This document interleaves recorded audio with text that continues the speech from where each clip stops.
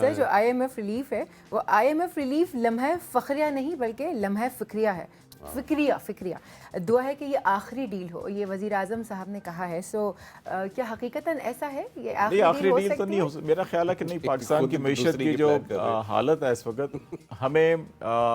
یہ جو short term کے طور کے اوپر تو آئی ایم ایف کے پاس جانا پڑے گا, ہمیں شاید مڈ ٹرم کے لیے بھی جانا پڑے گا, اس کے بعد بھی آپ کو جانا پڑے گا. مطلب ہم لوگ مینٹلی پریپیئر ہیں کہ جانا تو ہے. ایک صورت تو یہ ہے کہ اگر آپ فیئر اینڈ فری الیکشن کرواتے ہیں اور اکتوبر نومبر کے اندر,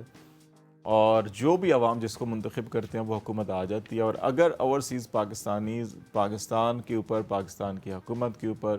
اعتماد کا اظہار کرتے ہیں اور پھر وہ انویسٹمنٹ کرتے ہیں ایک ہیوی قسم کی,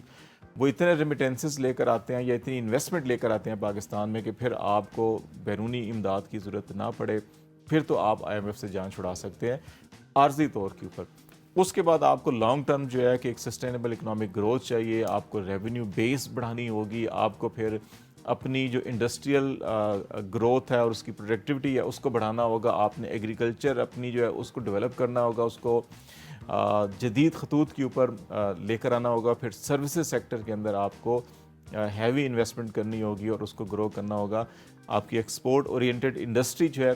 وہ زیادہ سے زیادہ گرو کرنی چاہیے. اگر یہ چیزیں ہوں گی تو آئی ایم ایف سے پھر تو آپ کی جان چھوٹ سکتی ہے, اگر یہ نہیں ہوں گی تو پھر نہ ہی سمجھیے. مطلب سر نہ ہی سمجھے نا. سر یہ باتیں آپ کو بھی پتہ ہیں, یہ باتیں عام انسان جتنے پاکستانی ہیں عام سب وہ بھی یہ سب جانتے ہیں, تو یہ باتیں ان کے دماغوں میں بھی آئی ہوں گی فار شیور کہ ایگریکلچر, بزنس, اوورسیز سب کچھ ٹھیک کرنے سے ہم آئی ایم ایف سے قدرے پیچھے آ سکتے ہیں. تو امپلیمنٹ کیوں نہیں ہوتا؟ اصل میں ترجیحات ڈفرینٹ ہوتی ہے نا. آپ کی کچھ ترجیحات ہے کہ یا تو آپ یہاں سے سٹارٹ کرتے ہیں,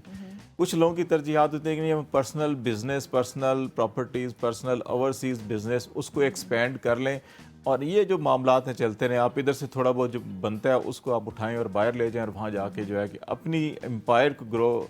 ہوتا ہوا دیکھنا چاہتے ہیں لوگ, وہ ملک کو یا عوام کو نیشنلسٹ پالیسیز تو ہے ہی نہیں. سر ابھی آپ نے اوورسیز پاکستانیوں کی بات کی تھی, ہماری جب ان کے ساتھ گفتگو ہوتی ہے, بات چیت کرتے ہیں, تو وہ اس چیز کا جو ہے نا کمپلین کرتے ہیں کہ ہمیں رائٹس تو ملتے نہیں ہیں. ووٹنگ رائٹ بھی جو تھا ہمارا وہ بھی چھین لیا گیا ہے, اور پھر ہم سے ایکسپیکٹ کرتے ہیں کہ ہم لوگ اتنے ریمیٹنسز بھیجیں, انویسٹمنٹ کریں, یہ کریں وہ کریں. وہ تو اس موڈ میں نہیں ہے کہ اسی لیے یہ میں نے اس لیے کہا نا کہ اگر ان کو اعتماد ہوتا ہے, اعتماد کب ہوگا ان کو؟ اسی وقت ہوگا کہ جب آپ ایک فیئر اینڈ فری الیکشن کروائیں گے, آپ اس کے اندر مینپولیشن نہیں کریں گے, آپ پولیٹیکل انجینئرنگ نہیں کریں گے, آپ نیب کو نادرا کو استعمال نہیں کریں گے, آپ اسٹیبلشمنٹ کو استعمال نہیں کریں گے, آپ تمام ریاستی طاقت کو استعمال نہیں کریں گے کہ لوگوں کو ان کی جو بنیادی کانسٹیٹیوشنل رائٹ آف ووٹ ہے کہ اس کو متاثر کریں. پاکستان کی تاریخ میں 3 بار ایسا ہوا کہ جس پارٹی کے ووٹ زیادہ تھے وہ حکومت نہیں بنا سکی. بالکل ایسے ہی جیسے اس وقت کراچی کے اندر میئر جو ہے کہ ایسی پارٹی کا ہے جس کے 2 پارٹیاں دونوں کے ووٹ اور ان کی نمبر آف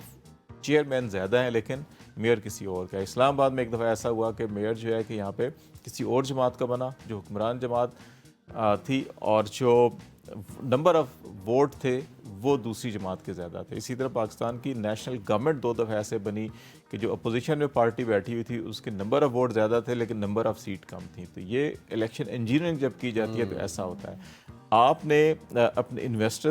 انویسٹمنٹ کیوں آتی ہے؟ آپ کے پاس اگر 4 پیسے ہیں تو آپ پیسہ کہاں انویسٹ کریں گے جہاں آپ رسک کم سے کم دیکھیں گے؟ رسک کہاں پر ہوتا ہے؟ رسک وہاں پر ہوتا ہے جہاں پہ رول آف لا نہ ہو. آپ کو یہ پتہ ہے کہ اگر آپ کا پیسہ کوئی ڈوب رہا ہے یا کھا جائے گا تو آپ عدالت میں جائیں گے, آپ کسی مصالحتی کونسل میں جائیں گے. اگر مصالحتی کونسل یا قانون اور آئین جو ہے کہ وہ ایک عضو معطل بنا کے رکھ دیا جائے کہ جب چاہیں آپ اس کو موم کی ناک بنا لیں, اس کو اپنی مرضی کے مطابق استعمال کریں, تو پھر وہاں انویسٹمنٹ نہیں آتی. اس وقت آپ کی نہ فارن انویسٹمنٹ آ رہی ہے نہ آپ کی لوکل انویسٹمنٹ آ رہی ہے. وہ جو عدم اعتماد ہے یہی وجہ ہے کہ آپ کی جو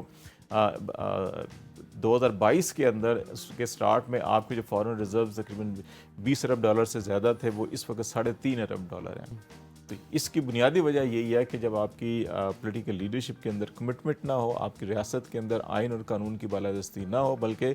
شخصی خواہشات کے اوپر آپ کی حکومت اور نظام مملکت چل رہا ہو, تو پھر وہاں پہ انویسٹمنٹ نہیں آتی. یہی پاکستان کے ساتھ ہو رہا ہے. تو مطلب یہی ہے ابھی میرے خیال سے 200 کا دہی مل رہا ہے, تو پھر یہ آنے والے سال میں 6 مہینے میں 300 کا ہو جائے گا. جی بالکل. جب آپ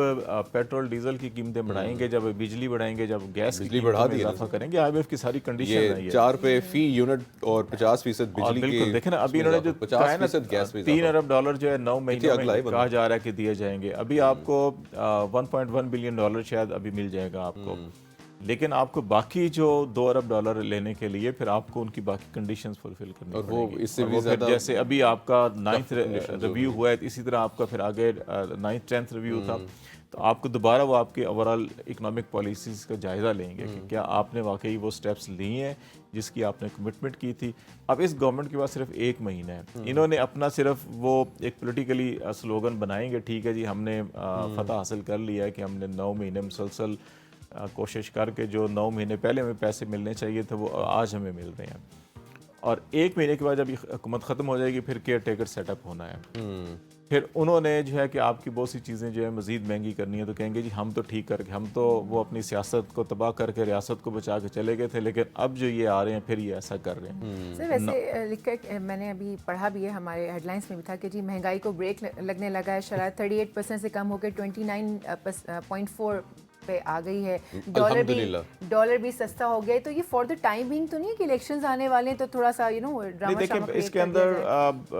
اس اب لمبی ڈبیٹ میں نہیں جاتے, لیکن گورنمنٹ کے اعداد و شمار ڈیفینیٹلی کمپرومائز ہوتے ہیں, اور خاص طور کے اوپر ایسے موقع پہ جب آپ الیکشن میں جانا چاہ رہے ہوں تو اس وقت آپ